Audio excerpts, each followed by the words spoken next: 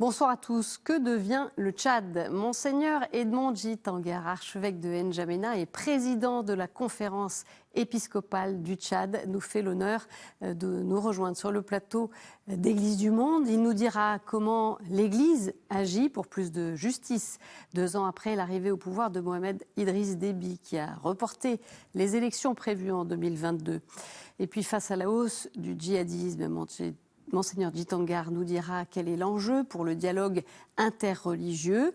Mais on va aussi parler d'espérance avec ce visage de l'Église du Tchad, la plus jeune d'Afrique. Alors pour commencer, quelques repères. Ce pays d'Afrique centrale, 2 fois grand comme la France, partage ses frontières avec la Libye, le Niger, le Nigeria, le Cameroun, le Centrafrique et le Soudan. Sa capitale est N'Djamena. Sur le plan de la population, elle est d'environ 17 millions d'habitants. Et puis côté religion, eh bien, le Tchad compte environ 55% de musulmans, 35% de chrétiens et 10% d'animistes. Tout de suite, je retrouve notre invité.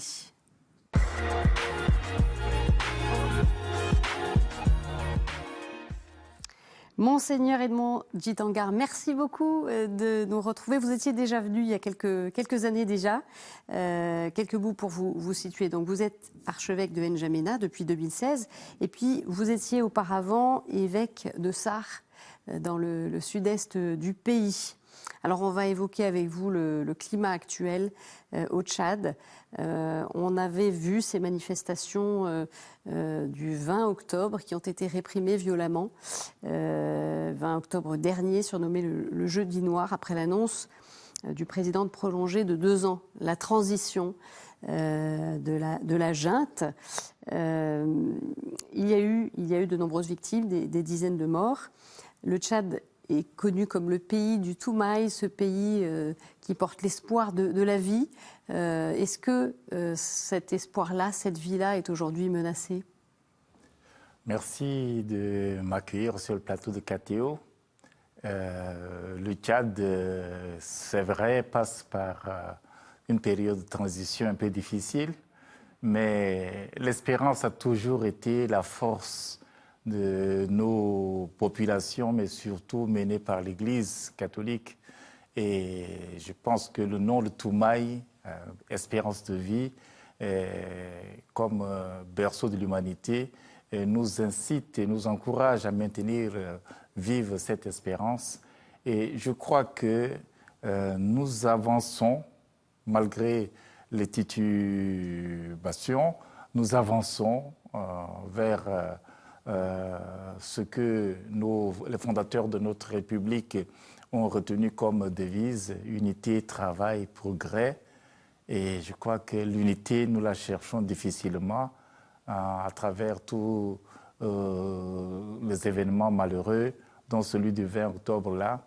Mais le prix de tous ceux qui ont versé leur sang sera certainement cette unité que nous recherchons par-delà les diversités dans notre pays. Voilà, et des violences que vous avez condamnées, hein, les évêques. Oui, nous avons à plusieurs reprises condamné ces violences-là à travers déjà ceux qui ont été perpétrés dans l'Ancien Régime, comme dans le régime de transition. Nous avons surtout dénoncé le laisser-faire de ces conflits-là parce que les paysans et les éleveurs sont toujours en situation de conflit permanent et souvent entretenus. Et peut-être le laxisme du pouvoir face à la résolution de ces conflits nous a amené souvent à prendre position et à parler assez fort. Et bien sûr aussi d'autres problèmes comme celui de discrimination, de l'exclusion d'une frange de la population, d'accès aux biens des ressources du pays et aussi des responsabilités dans l'administration, dans l'armée, dans les différents leviers de commande du pays. Donc pour l'instant, vous ne voyez pas l'horizon vraiment se dégager? Non, pour le moment non, parce que après le désastre du 20 octobre, je crois qu'il aurait fallu que les tenants du pouvoir actuel posent des gestes forts. Comme quel genre de geste vous attendez? Par exemple, libérer ceux qui sont encore en prison, cesser la chasse à l'homme, la traque, cesser aussi les violences qui sont comme instituées pour que il y ait un peu plus, les citoyens se sentent un peu plus en sécurité dans leur maison et dans la ville. Parce qu'il y a beaucoup de séquestration, il y a beaucoup d'enlèvements d'enfants, et tout cela montre que si le pouvoir le voulait, il pourrait endiguer cela. Alors, quelle est justement la situation des droits humains? Nous avons posé la question au père Raymond Magiro, qui est responsable de la commission Justice et Paix au Tchad. On en parle juste après. On pourrait dire que du point de vue des droits humains, au niveau du Tchad, il y a eu un recul grave. Et quand on constate les conflits intercommunautaires qu'il y a eu, et surtout avec le summum du 20 octobre, les personnes tuées en pleine ville ici, enlevées après les événements, et puis torturées, avec des disparitions, et surtout qu'à la clé, il n'y a pas eu une justice. Donc les droits humains sans justice n'existent pas. C'est la loi du plus fort. Ce qui fait que beaucoup aujourd'hui vivent en clandestinité. Et on parle du droit, mais le droit en réalité n'existe pas. C'est le droit du plus fort. En réalité, je crois que nous avons une situation des droits humains qui est la plus négative depuis que nous avons dit que nous sommes engagés sur le processus de réconciliation, de démocratisation depuis les années 90. Une réaction, Monseigneur? C'est le cas depuis les années 90, c'est la situation la plus difficile concernant les droits humains? Oui, parce que les discours ont été très, très prometteurs de la démocratie, de toutes les libertés et du développement du pays.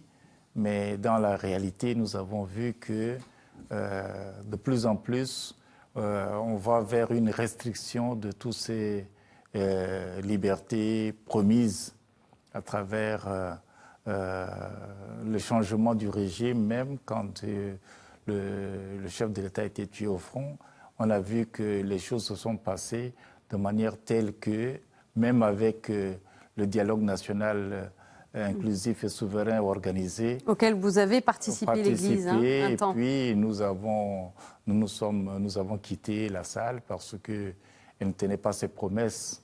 Et c'est pour cela qu'on se rend compte que c'est un recul permanent. Et on muselle l'opposition qui ne peut pas parler. Et on essaye de forcer un peu, d'avancer à pas forcer vers un État qui risque d'être un État de non-droit. On vous sent inquiet, Monseigneur. Est-ce que vous vous sentez soutenu ailleurs par des chrétiens dans le monde face à ce que vous vivez?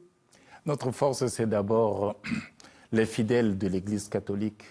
Les fidèles sont vraiment très soudés derrière leur pasteur dans leur prise de parole.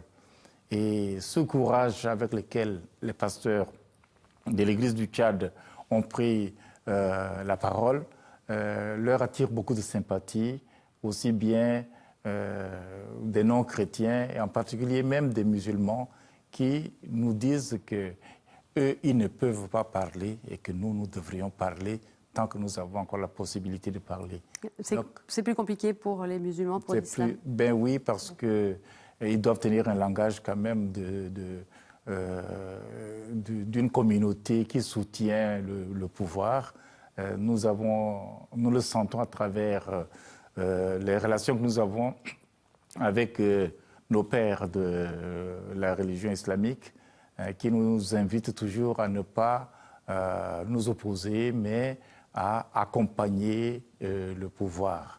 Mais accompagner le pouvoir, nous leur disons, si le pouvoir va dans le gouffre, nous n'allons pas l'accompagner dans le gouffre. Nous nous mettons devant pour lui dire, attention, là il y a un gouffre. Et je crois que c'est un peu ça la mission de l'Église, c'est de pouvoir aider, être un peu un éclairage sur le chemin justement de l'unité que nous recherchons tous.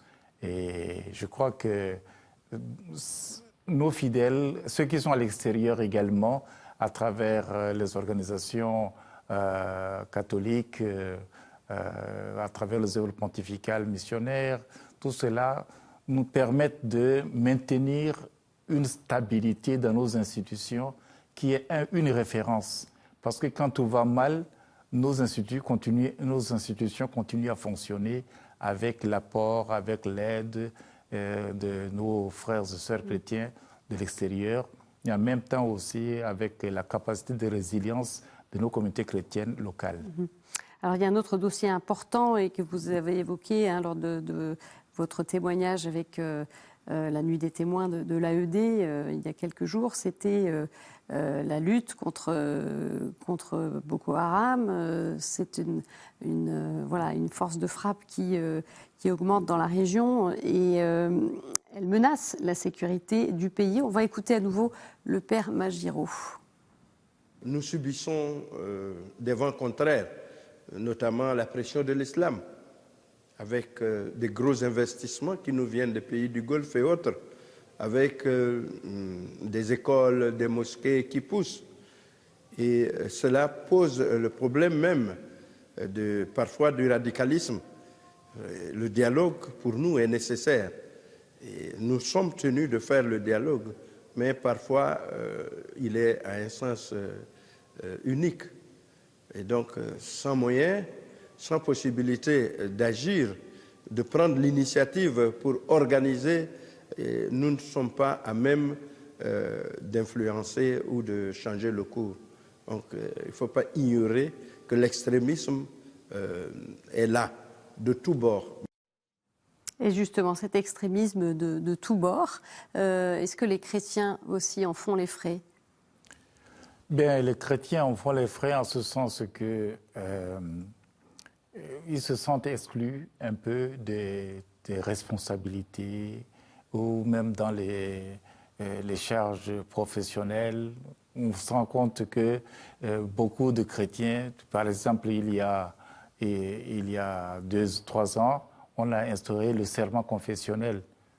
De quoi s'agit-il ? Il s'agit de faire un serment comme quoi, au nom de Dieu, et au nom de Dieu, Allah, nous nous engageons à ceci, à cela.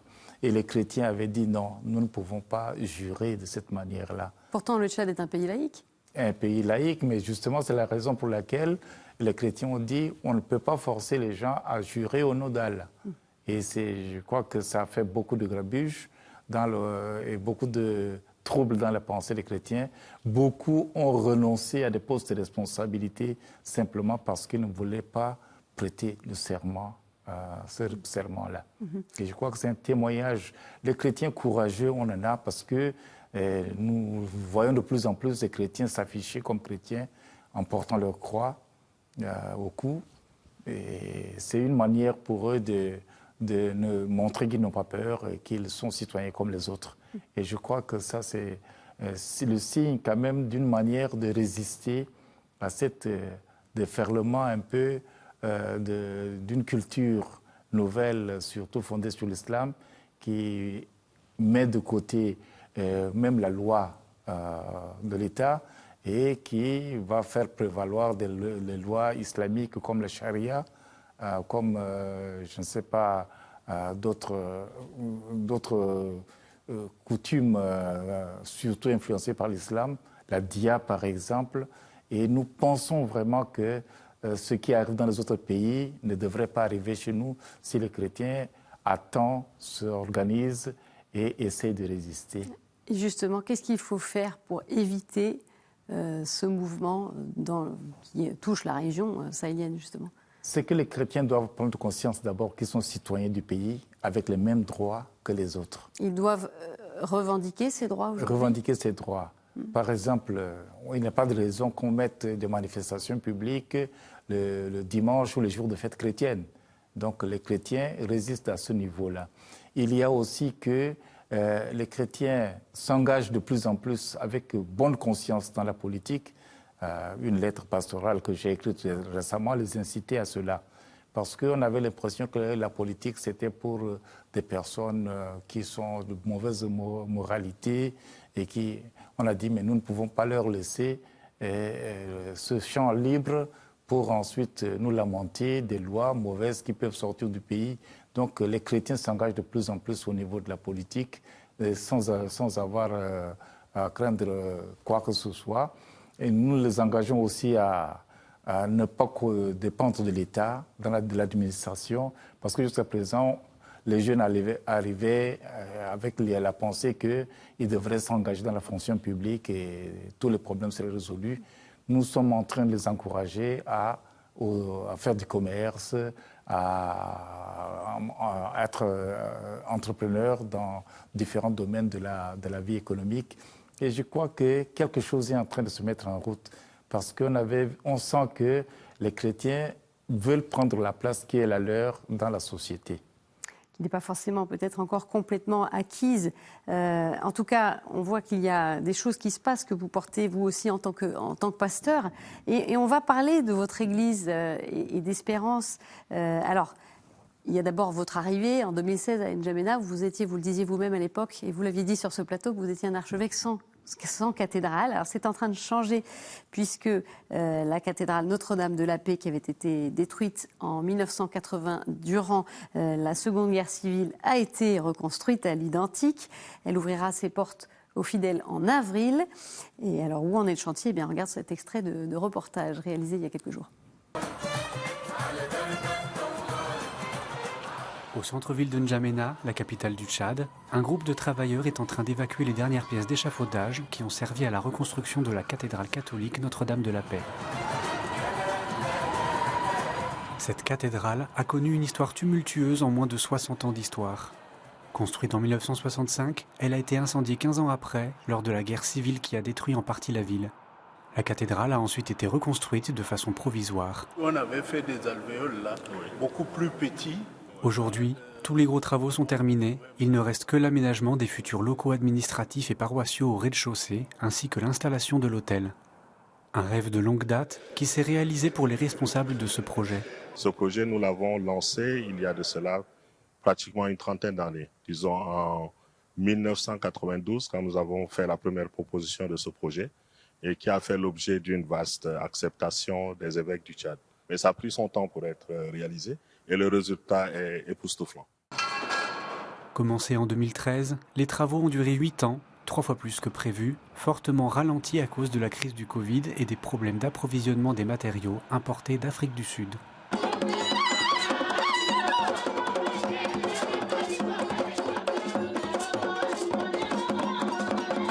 Depuis le début des travaux, les offices de la cathédrale sont célébrés sous une bâche à 2 pas du centre-ville. J'attends avec impatience d'aller célébrer la messe dans cette belle église. Quelque chose de beau de ce genre, c'est toujours l'œuvre de Dieu. La joie est débordante. Nous, on croyait que ça ne pouvait pas se réaliser. Bon Dieu merci, la cathédrale est en train d'être finie. C'est un sentiment de fierté, un peu de renaissance. Ça remotive notre foi. Vous savez très bien que la cathédrale dans un diocèse est le signe de communion de l'église locale. Les gens qui viennent, ils viennent de différents quartiers de la ville, du sud, du nord, de l'est à l'ouest. Alors, Monseigneur, voilà, cette étape-là attendue, c'est quoi le sens? C'est plus qu'un édifice, bien sûr. Oui, c'est plus qu'un édifice, c'est une histoire, une page de l'histoire du Tchad qui est depuis la Seconde Guerre mondiale. Vous savez que la colonne Leclerc, qui est partie de Fort-Lamy pour rejoindre la France libre et libérer la France, et avant que la colonne soit partie, les officiers, au cours d'une messe célébrée par l'aumônier, avait fait le serment de Fort-Lamy dont on ne parle pas beaucoup. Et ce serment consiste à dire, nous reviendrons ici bâtir une église mémoriale pour Notre-Dame des Victoires quand nous aurons libéré la France. On se souvient plus du serment de Koufra, du drapeau français qui doit flotter sur le clocher de la cathédrale de Strasbourg, d'accord, mais celui-là, on l'a oublié.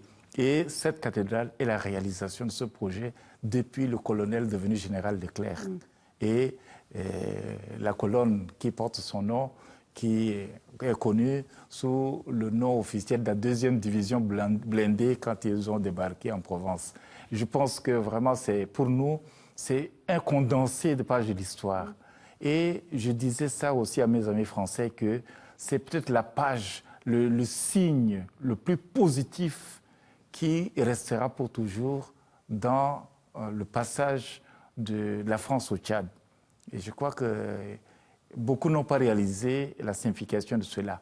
Et je pense que cette cathédrale, pour nous, c'est aussi, elle a été inaugurée 5 ans après l'indépendance du Tchad. Donc c'est une ouverture sur l'avenir et avec l'espérance qu'elle pourra, avec le nom qu'elle porte, contribuer à réaliser les attentes les plus profondes du peuple. Elle s'appelle la cathédrale Notre-Dame de la Paix, parce qu'au plus fort de la guerre, la cathédrale était le lieu où les belligérants ont tenté de se retrouver pour signer la paix. Et depuis, nous invoquons Notre-Dame de la Paix pour le Tchad, pour la paix au Tchad. Alors, cette église du Tchad, c'est la plus jeune d'Afrique. Elle va fêter ses 100 ans en 2029. Dites-nous un peu, voilà, quelle est sa vitalité? On la connaît mal. Et d'ailleurs, pourquoi est-ce qu'on la connaît si mal?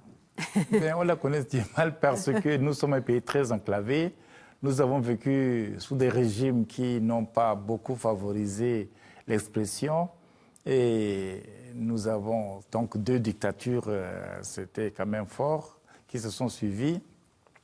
Et alors donc, pour nous, c'est d'abord que nous sommes en pleine croissance.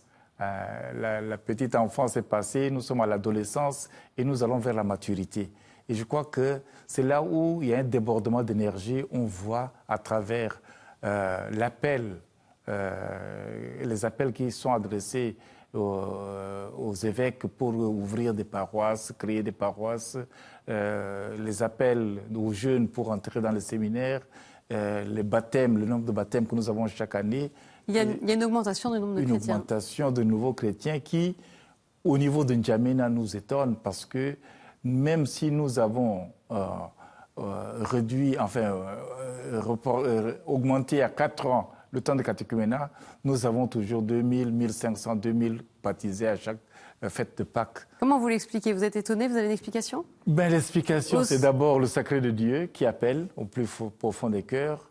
Beaucoup de gens ont cheminé, ont regardé les chrétiens vivre, voir l'Église, comment elle est organisée comme une famille, parce que nous nous appelons Église famille de Dieu, et de se sentir à l'aise là-dedans, au-delà des appartenances ethniques. Je crois que c'est ça le témoignage fort que l'Église donne en attirant des convertis. Et c'est vrai que si vous allez un dimanche dans une messe chez nous, vous ne vous sentez pas dans une région quelque part. On chante dans toutes les langues, on écoute la parole de Dieu dans 2, 3 langues différentes, et les intentions de prière sont dites par des personnes, chacun dans sa langue, et on sent que la communauté chrétienne ecclésiale de base est une communauté qui n'est pas à base ethnique mais géographique, fait que vraiment l'unité du pays se fait déjà dans l'Église catholique. Et nous voulons être un signe pour qui explique, qui disent que l'unité du pays est possible à travers notre vie comme Église. C'est un témoignage que nous donnons. Merci beaucoup, Monseigneur Djitangar, pour ce témoignage justement d'espérance pour les chrétiens du Tchad. Et merci à l'aide à l'Église en détresse, partenaire de cette édition. Avant de nous quitter, la chronique du monde.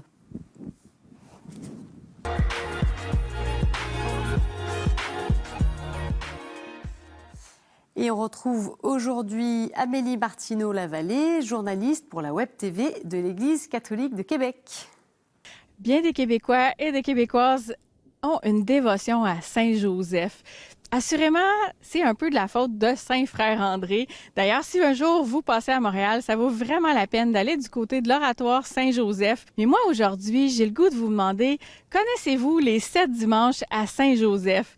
C'est une tradition dans l'Église pendant les 7 dimanches qui précèdent la fête de Saint-Joseph le 19 mars, de méditer la parole de Dieu, particulièrement des extraits de la vie de Saint-Joseph. Donc, il y a toujours, à chaque dimanche, est proposé un texte où on voit une joie de Saint-Joseph et peut-être une difficulté ou un moment douloureux. C'est une démarche spirituelle qui a lieu cette année du 29 janvier jusqu'au dimanche 12 mars, puisque la fête de Saint-Joseph est le 19 mars. Vous allez me dire, Amélie, il y a déjà des dimanches de passé, mais il n'est jamais trop tard pour se joindre à la prière de l'Église. Et moi, je vous invite à l'Oratoire Saint-Joseph à Québec. Oui, on a un oratoire Saint-Joseph à Québec qui perpétue cette tradition des 7 dimanches à Saint-Joseph depuis fort longtemps. Et puis, en fait, vous le voyez pas là, mais il fait froid ce matin. Il fait moins 15 degrés. Demain, on nous annonce du moins 30. Et moi, je vous dis, venez en retraite, vous aurez pas de décalage. Vous aurez pas de fatigue dans l'avion. Vous aurez pas de froid glacial avec vous à subir. En fait, vous allez simplement cliquer sur le lien sur ecdq.tv et vous trouverez les enseignements passés et à venir des 7 dimanches à Saint-Joseph. Et puis, c'est un prédicateur qui est fort apprécié dans la région, l'abbé Pierre-René Côté, un professeur retraité de l'Université Laval, un passionné de la parole de Dieu. Puis peut-être aussi, c'est une belle occasion de faire découvrir dans votre communauté chrétienne ou à vos proches cette tradition pour mieux connaître et aimer Saint-Joseph, méditer la parole de Dieu. Et pour conclure, bon Saint-Joseph, priez pour nous. Merci Amélie. Voilà, c'est la fin de cette édition. Vous pouvez la retrouver sur notre site et nos réseaux sociaux. Merci beaucoup de votre fidélité. Je vous dis à jeudi. Au revoir.